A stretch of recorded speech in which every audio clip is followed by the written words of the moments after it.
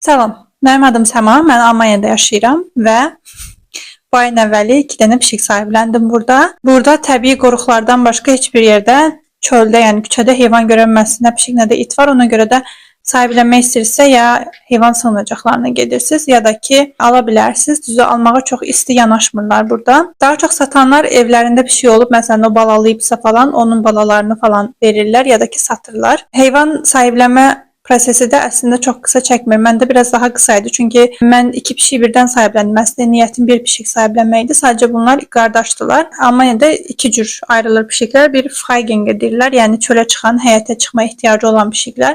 Bir də Wohnungskatzlər var, yəni ki evin içərisində yaşayan, ev ortamına alışmış pişiklər. Mənim sadəcə həyatım olmadığı üçün, bina evində yaşadığım üçün bu tip pişiklər demək olar ki çox tapılmır. Çoxu çölə çıxmaq istəyən, yəni pişiklərin məncə təbiətində də bu var. Yəni əslində proses necə olur? Gedirsiniz sığınacağa, orada məlumatlanırsınız, hansı seçimlər var və hansını sahiblənmək istəyirsiniz, ondan yola gedəcəksiniz falan. Bəzi yerlərdə 4-5 dəfə getmək lazım gəlir və görürlər ki, siz uyğun gəlirsinizmi, yola gedirsinizmi heyvanla. Tək pişiklər yox, yəni heyvanlar, itlər falan var bəzi yerlərdə. Tutuquşlar görmüşəm, sürüngənlərdən də var, hətta səhv eləmirəmsə, böyük sığınacaq, heyvan sığınacaqlarında. Onlar da gedib sahiblənə bilirsiniz. Thomas və Semi, biri 15, biri 16 yaşındadır.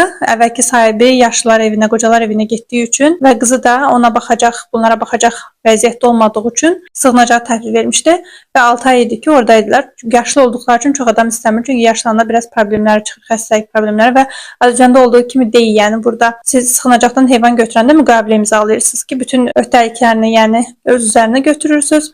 Hətta sığınacaqdan sizin evinizə gəlib ziyarət edə bilərlər. Müqavilədə bu da yazılıb. Heyvanlar hansı şəraitdə yaşayır.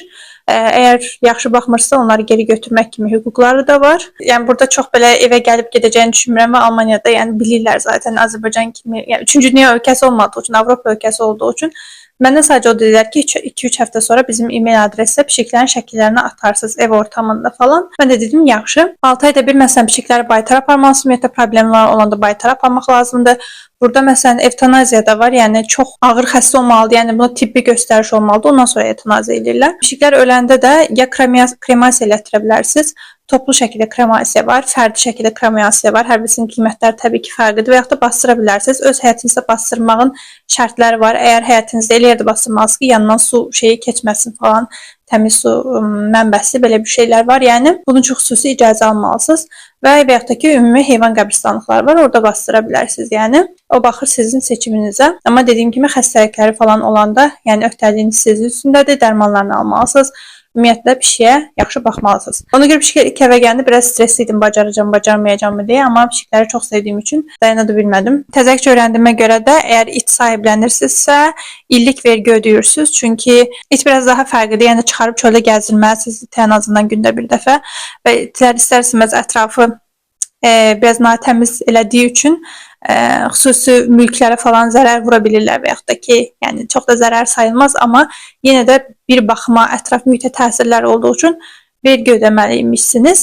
Pişiklərdə belə bir şey yoxdur bu arada. Belə, bildiklərim bu qədərdir. Yəni bir də çox ev sahibi düzə pişik saxlamağa icazə vermir. Ona görə kirayə tutanda belə şeylər əvvəlcədən danışmaq lazımdır Almaniyada. Belə qapalı qəfəsdə olan heyvanlara çox narazıçılıq eləmirlər deyəsə, amma sərbəst gəzə bilən pişik, it kimi heyvanlara çox adam narazıçılıq eləyə bilir, istəməyə bilir. Öz eviniz olmalı, təbii ki, daha yaxşıdır o baxımdan. Belə, demək istədiklərim bu qədər idi. Tamamilə başqa bir dünyadır yəni bura.